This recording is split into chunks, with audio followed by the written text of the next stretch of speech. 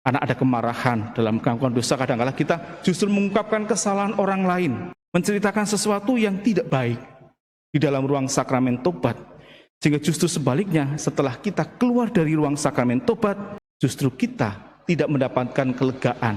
Karena kita bukan menjadi orang yang kemudian sakit membutuhkan seorang dokter, tetapi justru menjadi orang yang kemudian menusuk kembali tubuh kita dengan pisau, dengan kemarahan, dengan rasa kebencian, rasa menyalahkan orang lain, semua itu karena menceritakan kesalahan orang lain dalam ruang pengakuan dosa, tapi tidak menyadari segala kesalahan dan dosa kita. Semoga hari ini kita bukan menjadi pribadi yang dikatakan tadi menolak kehadiran Tuhan, tetap berdiam di dalam dosa, tetapi mau menjadi umat yang dikuduskan Allah melalui sakramen tobat. Janganlah di antaramu ada Allah lain, dan janganlah menyembah Allah asing, akulah Tuhan Allahmu. Dalam nama Bapa dan Putra dan Roh Kudus. Amin. Rahmat dan damai sejahtera dari Allah Bapa dan dari Tuhan kita Yesus Kristus bersamamu. Dan bersama rohmu. Romo, suster, Bapak, Ibu, dan saudara-saudara terkasih dalam Kristus, selamat petang berkah dalam. Selamat petang berkah dalam. Pada novena yang kelima, Santo Yohanes Maria Vianney, Kebumen, untuk mempersiapkan kita merayakan pesta nama paroki kita diajak bersama untuk melihat bahwa Yohanes Maria Vianney adalah seorang bapa pengakuan bagi banyak jiwa. Bahkan dalam katekese dan khotbah-khotbahnya, dia mengajak banyak umat beriman untuk mau datang kepada Allah, menyadari dan menguduskan diri. Ini nyambung dengan bacaan yang akan kita dengar menyangkut pengudusan diri kita. Perayaan-perayaan hari raya, perayaan-perayaan Ekaristi yang kita ikuti adalah proses pengudusan kita. Dan ini menjadikan kesempatan bagi kita untuk menjadi pribadi yang menerima kembali Yesus dalam hidup kita, bukan sebaliknya, menolak Kristus seperti yang dialami oleh orang-orang sekampungnya yang menolak Yesus. Dosa berarti menolak kasih Allah dan menolak kehadiran Allah. Kita diminta oleh Santo Yohanes Maria Vianney kembali datang kepada Allah. Bapak, Ibu, dan saudara-saudara yang terkasih, Allah yang kudus menginginkan dan mengharapkan suatu keluarga yang kudus di dalam kerajaan surga. Maka cara Allah adalah kemudian menguduskan selalu umatnya. Hari-hari perayaan yang ditentukan dalam bacaan pertama dalam kitab Imamat adalah sebenarnya untuk kita manusia sendiri, bukan pertama-tama untuk Allah, tetapi adalah untuk pengudusan diri kita. Maka dibuatlah secara berkala. Hari yang ke-7, kemudian pada bulan yang ke-10 dan seterusnya, itu adalah proses pengudusan kita. Proses pengudusan umat manusia. Karena manusia mudah sekali untuk jatuh di dalam dosa.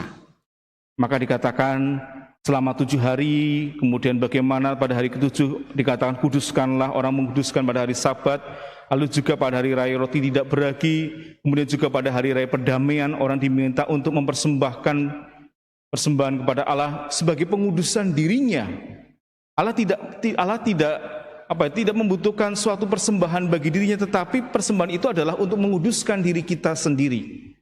Maka dikatakan adakanlah pertemuan kudus dengan merendahkan diri dan puasa dan mempersembahkan kurban pengudusan bagi hidup kita atau kurban silih atas dosa-dosa kita. Karena kita mudah untuk jatuh di dalam dosa. Bacaan Injil menegaskan dengan sangat baik bagaimana kita mudah untuk menolak kasih Allah, menolak kehadiran Allah di dalam hidup kita dan menolak kehadiran Yesus. Bahkan dari orang-orang yang terdekat yang mengenal Dia. Mungkin juga kita tahu siapa Yesus, bagaimana Dia tinggal, bagaimana Dia hidup. Tetapi kita juga mudah menolak kehadirannya. Maka dikatakan dosa adalah menolak kasih Allah, menolak kehadiran Allah di dalam hidup kita, menolak campur tangan Allah dalam hidup kita. Yohanes Maria Vianney dalam novena kita yang kelima ini dengan tema yang sangat baik, Bapa pengakuan bagi banyak jiwa. Dia memberikan waktu yang sangat lama, sangat panjang untuk setiap jiwa yang membutuhkan rahmat pengakuan. Karena Yohanes Vianney dengan sadar bahwa dosa itu sangat membahayakan hidup dan jiwa kita manusia. Dalam katekese sakramen tobat, Yohanes Maria Vianney mengatakan demikian. Suatu ketika, seekor serigala yang buas masuk ke desa dan melahap segala yang ada. Dalam perjalanan ia menemukan seorang kanak-kanak kecil berusia 2 tahun Maka ditangkapnya kanak-kanak itu dengan rahangnya dan dibawanya pergi. Tetapi beberapa penduduk desa yang sedang bekerja di kebun anggur mengejar dan menyerangnya, lalu merenggut sang kanak-kanak darinya.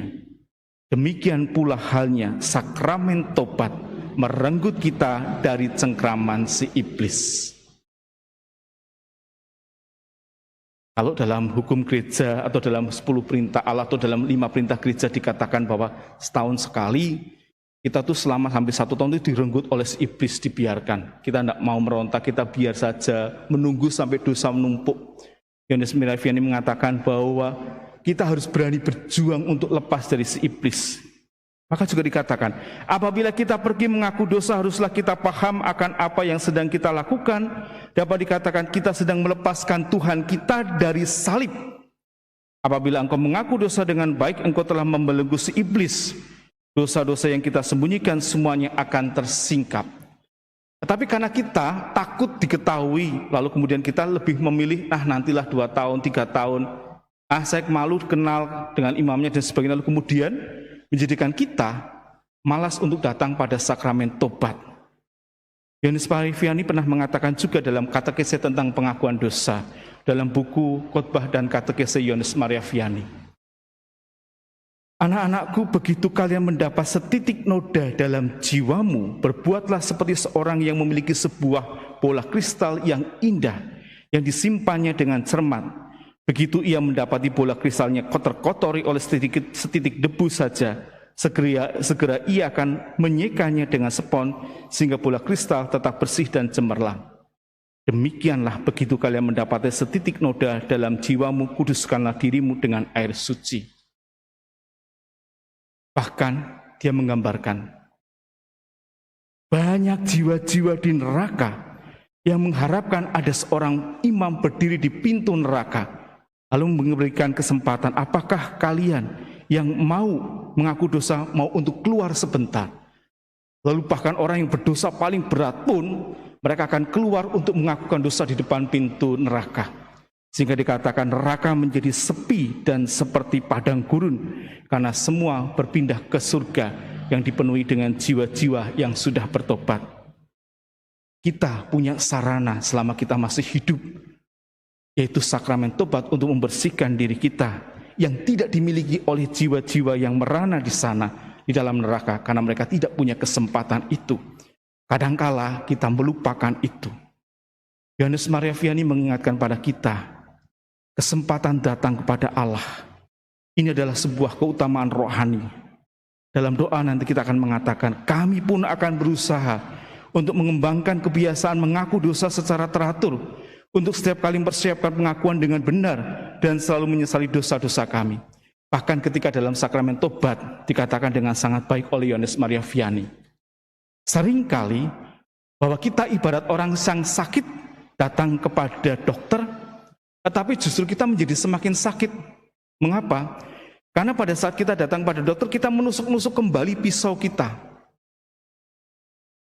Kita bukan mengakukan kesalahan kita, tetapi kita membuka luka-luka kita, lalu kemudian kita justru tidak menyadari kesalahan kita apa di dalamnya. Karena ada kemarahan dalam pengakuan dosa, kadang-kadang kita justru mengungkapkan kesalahan orang lain, menceritakan sesuatu yang tidak baik di dalam ruang sakramen tobat. Sehingga justru sebaliknya, setelah kita keluar dari ruang sakramen tobat, justru kita tidak mendapatkan kelegaan, karena kita bukan menjadi orang yang kemudian sakit membutuhkan seorang dokter, tetapi justru menjadi orang yang kemudian menusuk kembali tubuh kita dengan pisau, dengan kemarahan, dengan rasa kebencian, rasa menyalahkan orang lain, semua itu karena orang lain, menceritakan kesalahan orang lain dalam ruang pengakuan dosa, tapi tidak menyadari segala kesalahan dan dosa kita. Semoga hari ini kita bukan menjadi pribadi yang dikatakan tadi menolak kehadiran Tuhan, tetap berdiam di dalam dosa, tetapi mau menjadi umat yang dikuduskan Allah melalui sakramen tobat. Dimuliakanlah Allah sekarang dan selama-lamanya. Amin. Mari kita doakan doa novena hari yang kelima, Bapa pengakuan bagi banyak jiwa. Bagi kehidupan Kristiani, hal itu akan mendatangkan buah kebahagiaan bagi jutaan jiwa. Meskipun engkau sendiri tahu betapa tidak nyaman berada di dalam penjara, hingga 15 sampai 16 jam pada hari-hari tertentu. Kami pun akan berusaha untuk mengembangkan kebiasaan mengaku dosa secara teratur, untuk setiap kali mempersiapkan pengakuan dengan benar dan selalu menyesali dosa-dosa kami, sehingga tidak hanya rahmat ketekunan yang kami peroleh, tetapi juga pengudusan jiwa kami akan terjamin. Perolehlah bagi kami kasih karunia ini. Imam Kudus dari Ars, kami percaya dan berharap penuh akan perantaraan doa-Mu. Kami mendoakan novena ini khususnya untuk bertumbuh kembang dan keselamatan seluruh umat gereja paroki Kebumen. Bapa kami yang ada di surga, dimuliakanlah nama-Mu, datanglah kerajaan-Mu, jadilah kehendak-Mu di atas bumi seperti di dalam surga. Berilah kami rezeki pada hari ini, dan ampunilah kesalahan kami, seperti kami pun mengampuni yang bersalah kepada kami. Dan janganlah masukkan kami dalam pencobaan, tetapi bebaskanlah kami dari yang jahat. Salam Maria, penuh rahmat Tuhan sertamu, terpujilah engkau di antara wanita, dan terpujilah buah tubuhmu Yesus. Santa Maria, Bunda Allah, doakanlah kami yang berdosa ini, sekarang dan waktu kami mati. Amin. Kemuliaan kepada Bapa dan Putra dan Roh Kudus, seperti pada permulaan, sekarang, selalu, dan sepanjang segala abad. Amin. Kita doakan doa rumus umum. Marilah kita berdoa. Allah yang Maha Besar dan penuh belas kasih, Engkaulah yang telah membuat Yohanes Maria Vianney begitu mengagumkan dalam semangat karya pastoralnya dan begitu dalam cintanya yang tetap kepada pertobatan. Kami mohon kepadamu, karuniakanlah rahmat-Mu kepada kami, demi teladan hidup dan campur tangan Yesus Putra-Mu, untuk memenangkan bagi Kristus jiwa-jiwa saudara kami seiman, dan untuk meraih kemuliaan yang kekal bersama mereka. Santo Yohanes Maria Vianney, pekerja yang tiada duanya di ladang pelayanan yang dipercayakan kepadamu, perolehkanlah untuk gereja ini perwujudan dari kerinduan Yesus, Dia yang bersabda, "Tuaian berlimpah, tapi pekerja sedikit." Mohonkanlah kepada Sang Empunya tuaian untuk mengirimkan pekerja-pekerja bagi kebun anggurnya.